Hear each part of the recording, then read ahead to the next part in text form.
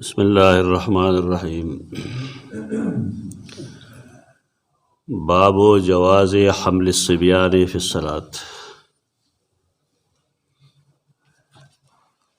बाज़े हालात दासे जुड़ शी चे इंसान या हो मजबूर शी चे द मुंज़ दौरान के सकारू की और या महज द जवाज़ द पारा चे दा कार कवल हम जायज़ दी खैर दे अगे द पारा बा नबी करीम सल्लल्लाहु अलैहि वसल्लम बाज़े कारू न कोल।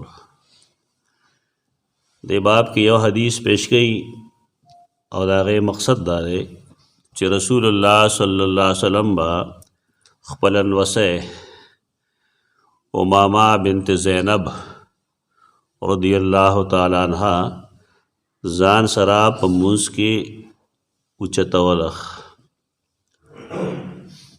मुंज़ के बे पगे कड़वा और चे कलवा रुकूल तो ताबे केनोलख सजदे दौरान के बा मगनास तो और चे कल बरा पासे नबिया बे दारा उचतगलख दाकार रसूलुल्लाह सल्लल्लाहु अलैहि वसल्लम कड़े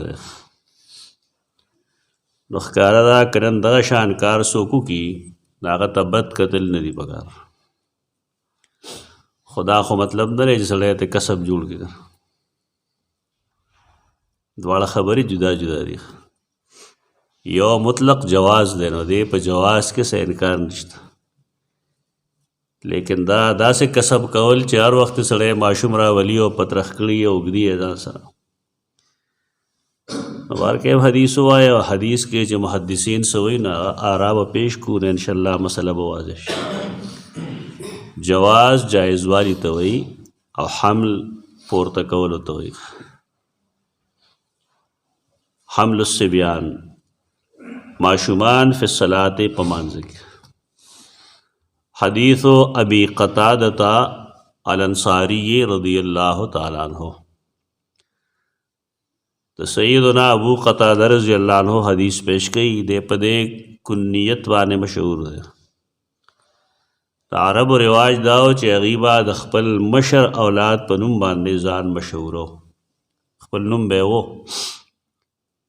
लेकिन दागे बावजूद दा द इज़्ज़त नख गण लेकेदा चे द ज़वी या द लूर द मशर औलाद पनुम बांधे बेजान लग कुन्नियत के खोदो कुन्नियत हागनुम वी चागा द औलाद पनुम के खोदिश लकात नबी करीम सल्लल्लाहु अलैहि वसल्लम नुम मुबारक मोहम्मद दे सल्लल्लाहु अलैहि वसल्लम खुदा मशर औलाद चिकम दे कासिम दे पदे व जगत अबुल कासिम वही सिन ज़र न दे तो सिन ज़ेर दे अबुल कासिम रदियल्लाहु ताला अन्हु कासिम रदियल्लाहु ताला अन्हु दारा मशर बचे रे ज़का अबुल कासिम सल्लल्लाहु अलैहि वसल्लम वेली शिबिया तो कासिम प्लार का मशरब लूर वन दागे पनुम ब मशहूर लेकिन सैयदना उमर नुम खो उमर दे रदियल्लाहु ताला अन्हु लेकिन दागा मशर औलाद हफ्सा रज़ियल्लाहु अन्हा कम चरस्तो उम्मुल मोमिनीन दा पर रसूलुल्लाह सल्लल्लाहु अलैहि वसल्लम वादा सैयदना उमर कुन्नियत अबू हफ्स मने द हफ्स प्लार दा रिवाज पुख्तनों की निश्त है। हाँ बतौर सुन्नत पदेरी च रसूलुल्लाह सल्लल्लाहु अलैहि वसल्लम कड़ी दी और सहाबे किराम व अक्सर व बेशतर कड़ी दी तो कनन यो सड़े पदग नियत बाने कीक दी नो दे के साहिब निश्त रहे और पुख्ताना पदे एतराज़ की खचिखा यवाज द प्लान की प्लार दे तो माँ नुम सर सलमान नुम लिखम अबू सलमान लिखम तो पाए मुलियान एतराज़ की बोले तो नूर बच्ची निश्ता दा दिन न बेखबरी रख सुन्नत वाने अमल तता खलक न परी दे तब कैद दे द पारा चमा तेरे सवाब मिलोशी लेकिन द हर चा प्रदिकार के कार्य है प्रदिकार के कार सातल नदी पकार के उस अल्लाह दे अमल तौफीक नहीं वर कड़े बल सोक दे कम अस कम न मने गई खपरे दा प्रेख दे और बल चिकई नागा मने कई खबर न कलरा कुन्नियत दा औलाद पनुम नहीं दे और सिफत पनुमी लेकिन यो बनी आदम यो कार कई डेर और अगर निस्बत अगी तोशी سیدنا ابو هریره رضی الله تعالی عنہ عبدالرحمن نوم دی راغو بشمیر اختلاف دی پکې اکثر قول لغره خود په ماشوموالي کې وا پیشوګانو سره لوبې کولې پیشو ته هریره وی هر ابو هریره معنا پیشوګانو والا دا کم خلک چې نه پوهېږي نو هغوی خاندي دې پورې چې ابو هریره معنی د پیشوګانو پلار دا ټول جهل دی مستشرقین د سیدنا ابو هریره په نوم باندې بحث په دې وجه کوي چې دا د هغوی رواج نه دی دارنګې سیدنا علي ته ابو تراب وایي او په دې وجه ورته وایي رضی الله تعالی عنه چې د هغه د سیده فاطمه جګړه شوې وه ښځې او خاوند منځ کې اختلاف راشي تو مې وشو نو خفه شه جومات ته لاړ هلته سملاس رسول الله صلی وسلم چې راغی پته ورته ولګېده سیده فاطمه ورته وویل چې ما سره یې جګړه کړې ده او بهر تللی دی چې لاړ مسجد نبوي کې خاورو کې ملاستو خاورو د تراب وایي راته یې ویل ابو ترابه پاسه یعنې خاورو والا پاسه او دا نوم د هغه بیا پسندیده نوم و ابو تراب علي بن ابي طالب رضی الله تعالی عنہ دا کنزل نه دی دا عربو رواج دی دا ابو قتاده نوم دی حارث بن ربعي رضی الله تعالی عنہ او دا انصاری صحابي دی دا حدیثونه چې مونږ جمع کوو نو په کې یو ځای لیکلي دي چې رأیت النبي صلی الله علیه وسلم یوم الناس و امامه بنت ابي العاص على عاتقه صحیح مسلم حدیث دغه دی او دا زده کول په دې غواړي چې زموږ خلک دا حدیث واوري که نه نو جواب کې څه وایي اجي نفلو کې کولی شي نفلو کې دا نفل نه فرض مونځ خبره ده جناب حدیث باندې عبور نه کنه او ته بوته وي ته دا یو عجیبه کار ښکاري چې ښه سړي سره ماشوم په ټوټي باندې دی مونځ کوي چونکه حدیث خو ویل نه نو دی وی چې په نفلو کې او په سنتو کې جایز دی او په فرضو کې جایز نه دی صحیح مسلم حدیث ته دا چې ابو قتاده وایي چې ما رسول الله صلی الله علیه وسلم ولید یا الناس خلق له امامتي ورکوله امامتي رقم منځي د نفلو کې سنتو فرض وي صفا دی وایي جایز دی بس دی که سړي دی چا چې دین دی نه ورته جایز وي ته ورته خامخا ناروا وایه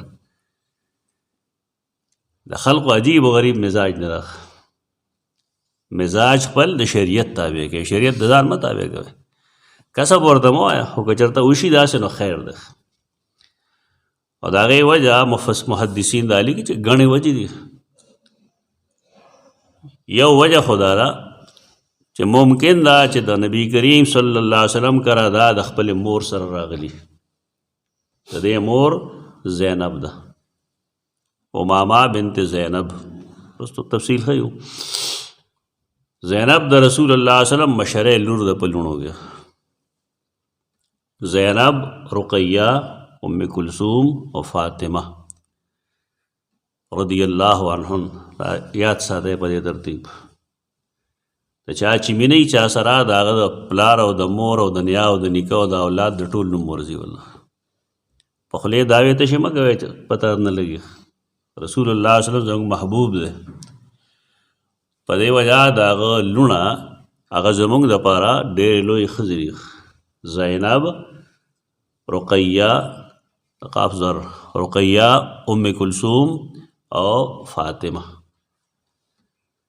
بیا دی خاوندان دي د زینب خاوند چې کوم دی هغه دلته حدیث کې لیکلی دی ابو العاص بن ربیہ د زینب د خاوند نوم دی ابو العاص رقیہ په سیدنا عثمان واده وه او چې کله هغه مړه شوه نو بیا رسول الله صلی الله علیه وسلم ام کلثوم ورکړه او سیده فاطمه رضی الله عنها په سیدنا علی واده ده دا د نبی کریم صلی الله علیه وسلم زنانه اولاد دی او دغه خاوندان دي بیا نارینه اولاد د رسول الله صلی الله علیه وسلم یو خو قاسم دی کوم چې مونږ وویل او طیب او طاهر دی. څوک وایي چې دا طیب او طاهر ځان له نومونه دي او مورخینو د هغې پیدایش وفات هم لیکلی دی. او څوک وایي چې نه قاسم هم طیب او طاهر او عبدالله پکې هم. څوک وایي چې عبدالله چې کوم دی دا یو کس دی او طیب او طاهر د نور دوه نومونه دي.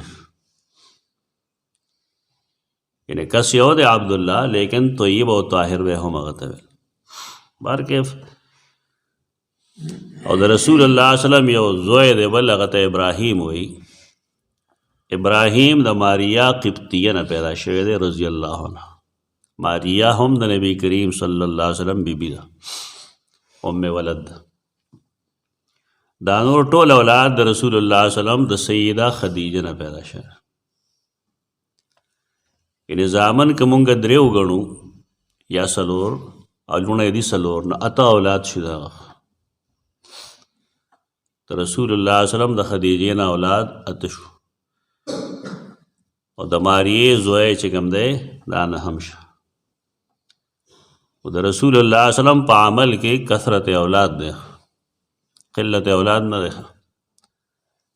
چې اولاد دې کم کړی شي او دا دې وکړی شي دا دې وکړی شي. یو سړی په دې باندې بحث کو، هغه د خپل پلار اتم بچی و. خلکو ته ویل چې وقفه ضروري ده ډېره زیاته، او دا چل دی دا چل دی. یو کس ته پاسه دی چې رجي تاسو سورونه خاندئ، نو هغه وایي زه اتم یم. نو هغه ورته وایي که ستا پلار وقفه کړی ته به کوم ځای. د الله په قدرتونو کې خلک ګوتې نه وایي، په آرام کښېنه بس. دا ابو قتاده انصاري موږ ته حدیث نقل کوي.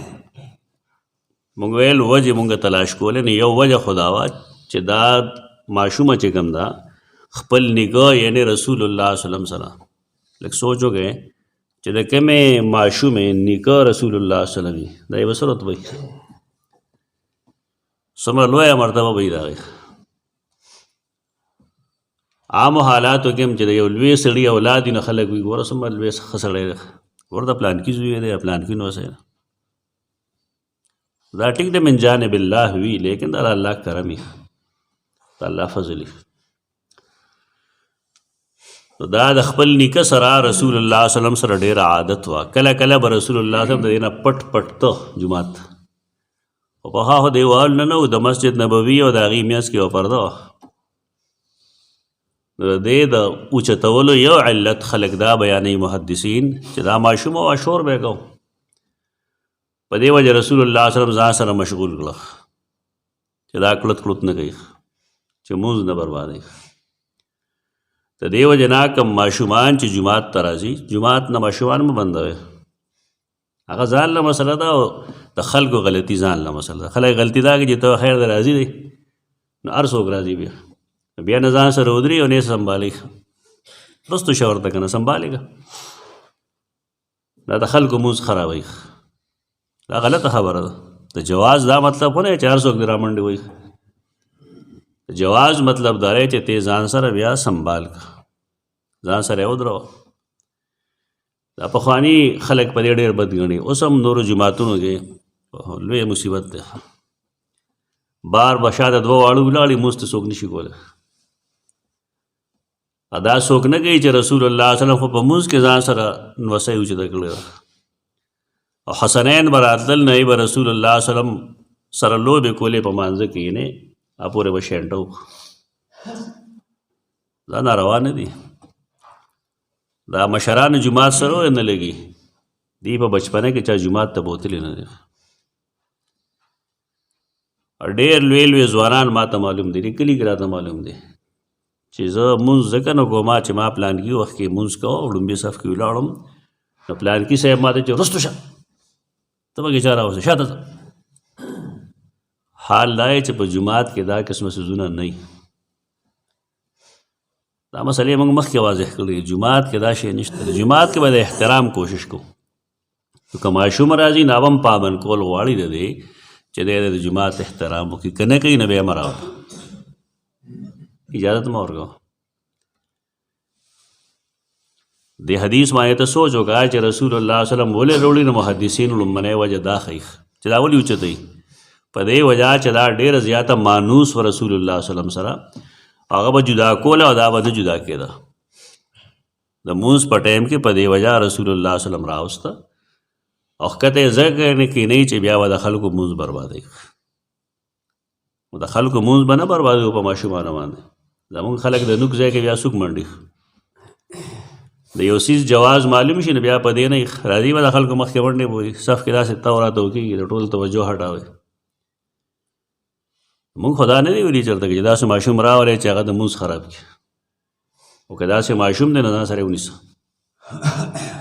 خو منع کول یې نشته دی منع کوي بیا هغې چې دی مونځ بربادوي د خلکو یو وجه یې دغه ښودله دویمه وجه محدثین دا ښیي چې عربو کې رواج دا و چې به لوڼه نه اغوستې اوس هم تاسو کې به ډېر کم ځوانان وي چې به خپله لور اغوستې دلته شرم ښکاري خلکو ته ډېر شي خلک دي دا ورو ورو کار اوس سم شوی دی پخوا به خلکو بچي هم نه اغوستل او د پلار په مخ کې خپل بچي دغه هم نشو کولی دا جهالت حد دی څه ناروا نه پیدا دی چې نشي اغوستی دا خو د خوشحالۍ خبره ده چې خپل پلار خپل بچی لاس کې اوچت کړي که سړی او که ښځه دی کې عیب څه دی ټولې دنیا ته پته نه وي چې سړی ښځې سره څه کوي یو د شرمېدو څه نشته خو خامخا خلکو ځان له یو ذهن جوړ کړی دا د عرب هم ذهن و حدیث کې راځي چې رسول الله صلی الله علیه وسلم سره یو کس ناست و په دې کې سیدنا حسن یا سیدنا حسین راغی رسول الله صلی الله علیه وسلم ښکل که ویې غسته ځان سره یې پتون باندې کېنو هغه ورته زما خو ډېر شی بچي دي خو ما لا تر اوسه یو نه دی ښکل کړی هغه ویل څه وکړم چې ستا زړه چې کوم دی هغه د غوښې نه دی د ګټې دی تا څنګه دی لیده سړی خپل ماشوم ښکل نه کړي خپل ماشوم اوچت نه کړي څوک به اوچتوي ځکه به پردي اوچتوي بیا او دا لا بل څوک ګرځوي دا د دغه ځای نه شیطاني جوړه شي په کار دا یې چې سړی خپل اولاد سره مینه وکړي هغه اوچتوي لبې ورسره کوي ټوکې ورسره کوي رسول الله صلی الله علیه وسلم به دا کول او دې کې اصل مقصد دغه دی محدثین دا وایي چې پته ولګېږي خلکو ته چې که زنانه ده او که نارینه دی دا دواړه د پلار دپاره د مینې وړ دي د سره او مینه کولی شي نور هم ډېر شی وجه شته خو دا وجه لږې زیات بهتر دي ابو قتاده انصاري وایي چې رسول الله صلی الله علیه وسلم کان یصلي مونځ به یې کو وهو حامل امامه هغه پورته کوونکی و د سیده امامه چې کومه د زینب لور ده بنت زینب بنت رسول الله صلی الله علیه وسلم دلته پلار ته نسبت نه کوي د دې وجه دا ده چې د پلار دغه زمانه کې مسلمان نه و وروسته بیا مسلمان شوی دی هغه ته نسبت کېږي دا ابوالعاص بن ربیع ته وایي ابوالعاص بن ربیعه ابوالعاص بن ربیع بن ربیعه ابوالعاص بن ربیع بن ربیعه نیکه ته نسبت کېږي دی کافر و پخوا د مسلمان او د کافر نکاح جایز و دا قرآن ډېر وروسته منع کړي دي چې تاسو مسلمانانو سره د مسلمانانو نکاح وکوئ په دې وجه ابو لهب باندې هم د نبی کریم صلی الله علیه وسلم دوه لوڼه کوېدن وې که هغې وخت کې دا جایز و دا ابوالعاص بن ربیعه چې و دی مشرک و او د رسول الله صلی الله علیه وسلم د جنگ دپاره د بدر ته راغلی و بدر کې نیولی شوی خو د بدر قیدیان د الله رسول په یو څو شرطونو آزاد کړي یو شرط په یې کې دا و چې دوی به لس ماشومانو ته لیکل ښیي چا سره چې پیسې نه وي که نه نو لسو ماشومانو ته به لیکل ښیي خط به ورته ښیي او چا سره چې پیسې نه خپل پیسې ورکړي دا ابوالعاص چې کوم دی د سیده زینب د خپل خاوند د خلاصولو دپاره یعنی لور د خپل خاوند د پلار خلاصولو دپاره خپل پلار ته یو هار راولېږه. دغه هار د سیده خدیجه رضی الله عنها. رسول الله وسلم چې هغې ته وکتل نو ویې ژړل ډېر زیات. که تاریخ یاد شي نن که یو خاوند خپلې ښځې پسې وژاړي نو خلک څه وایي؟ دا بې حسه خلک دی. خپل ضمیر مه مړ کوئ. دا هر سړی بیمار په دې وجه دی دله ژړا ورځي نو دی ژاړي نه، او که خندا ورځي نو خاندي نه. نو بس ځای ګرځئ نو چې خندا درځي او د خندا خبرې نو خلک خاندي، او چې د ژړا موقع نو ځان باندې زور مه کوه، سترګو له اوښکې راوله د دې لپاره چې ستا بوج هلکه شي. نو خلکو ځان له په زور یو غیرت راوستي. دې کې د غیرت څه دي؟ هغه انساني ته چې وږي شنډ ډوډۍ خورې که نه خورې، او چې کله تا ته تقاضا راشي پیشاب او پخانه د خلکو د میاشت نه پاسې که نه پاسې، نو دا خو د هغې نه کمه خبره ده. سترګو له دې اوښکې رالې، احساس دې وشه، ژوندی شو، ټیک ده. رسول الله وسلم ډېر زیات وژړل، او د هغې وجه دا فرمایله چې ما ته خدیجه یاده شوه.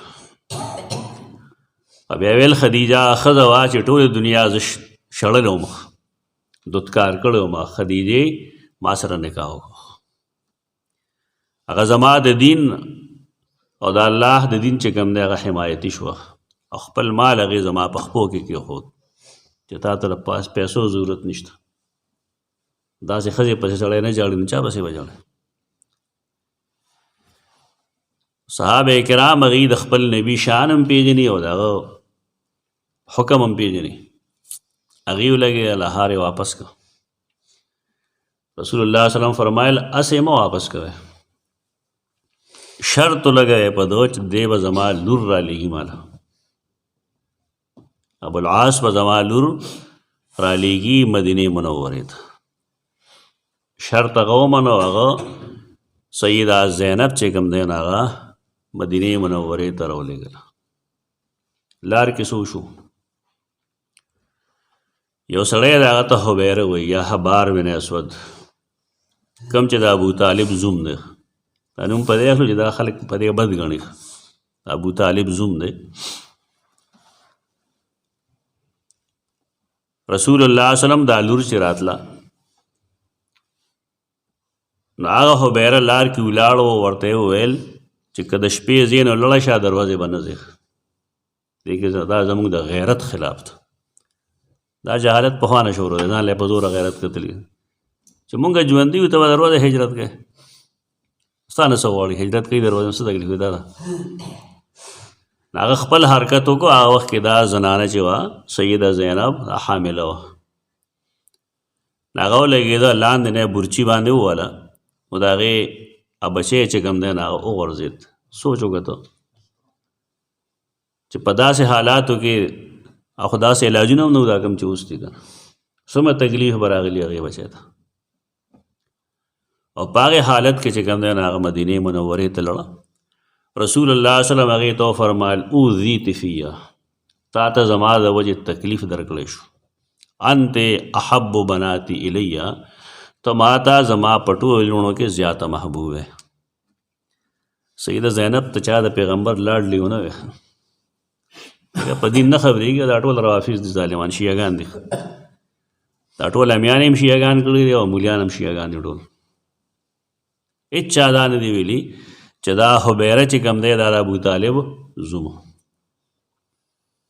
هغه ابو طالب چې د هغه نه دا لور رسول الله صلی الله علیه وسلم غوښتې وه، ام هاني دا غوښتې وه. د هغې نه وروستو هغه ولګېده او دی دکې حبیره یا حبار بن اسود له ورکړه. دا حبار بن اسود تر آخره د اسلام دشمنو، تر دې چې کله مکه مکرمه فتح شوه دی تښتېدلی و.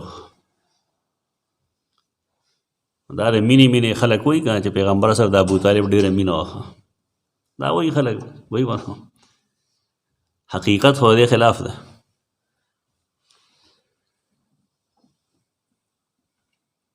ام هانې وروستو بیا راغلی، د هغې هم هجرت کړی. د رسول الله صلی الله علیه وسلم دا لور امامه بنت زینب بنت رسول الله.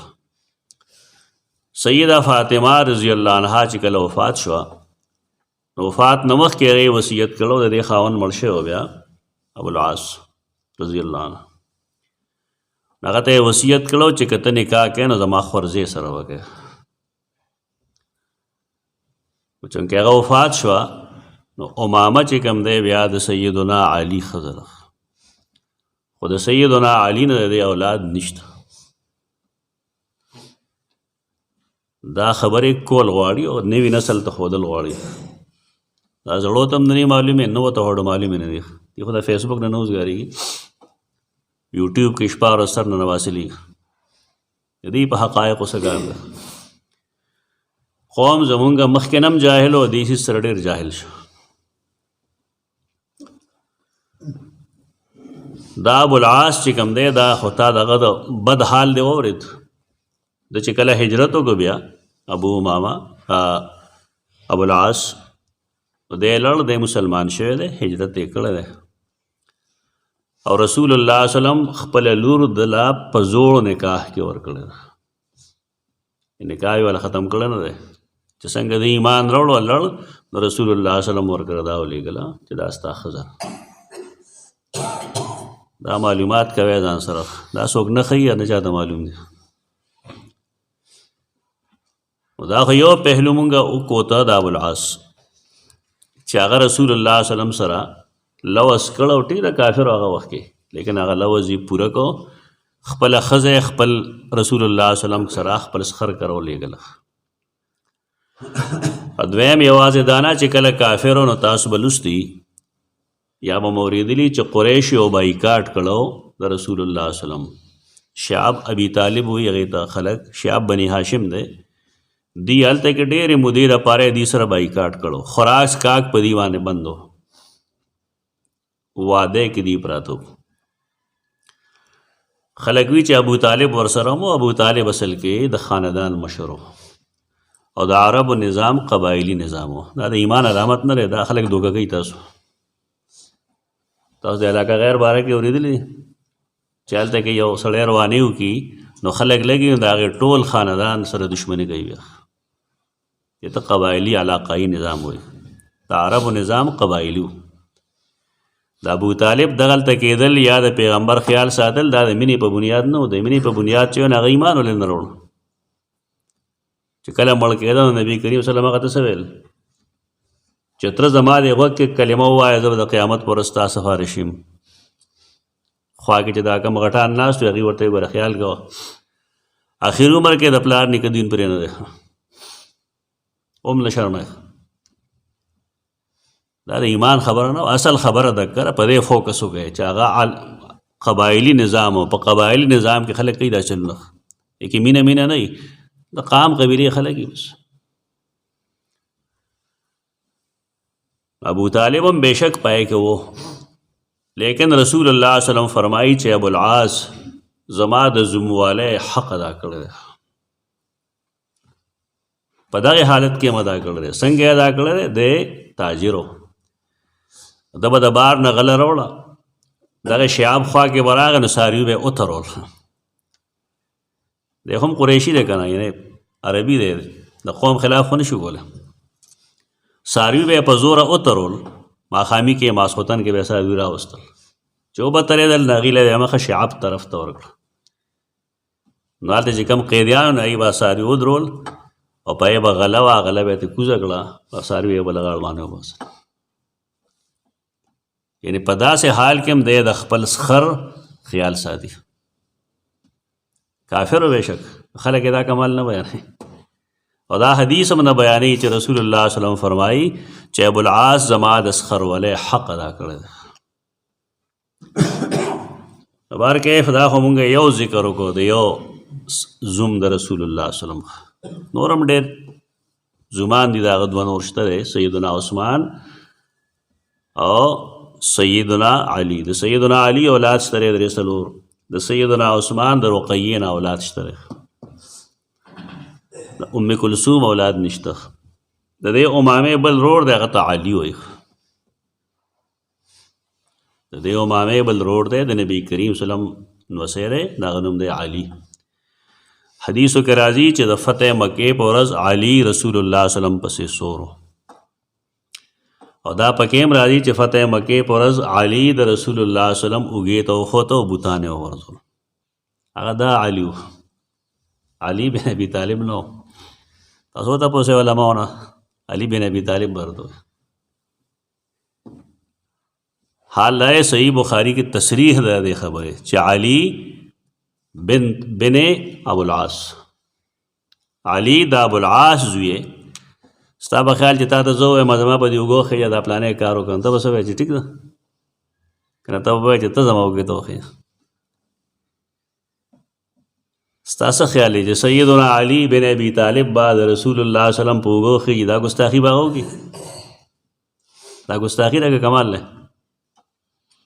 دا ګستاخي ده. دا غړو کې عالی دی، نوسی دی د رسول الله صلی الله علیه وسلم چې هغه رسول الله صلی الله علیه وسلم خپلې اوږې ته خېجولی و، اول ته یې به بوتان غورځول، دی ورپسې هم سورو. په احادیثو کې د ده نوم دی واقع ده چې د ابوالعاص زوی، خو زمونږ خلک خو یو علي پېژني بس. اوس شیعګان وایي علي الله دی، دوکه څنګه وایي؟ قرآن فرمایي وهو العلی العظیم، هغه علی دی او عظیم هم دی. که مونږ علي ته آواز کو نو مونږ الله ته آواز کو، دومره لوی کفر دی په دې کې. حالانکه کله کله د نومه اشتراکي، الله علی دی، العلی دی، علی علی دی لیکن العلی نه دی، الف لام پکې نه وي. نه